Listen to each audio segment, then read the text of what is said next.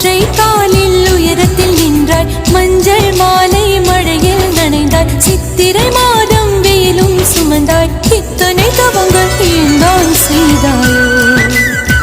தேன் சிதறும் மன்மத மலரே இன்றே சொல்வாயோ இளந்தளிரே இளந்தளிரே வெள்ளி மலரன்று இயற்றிய தவம் எதற்கு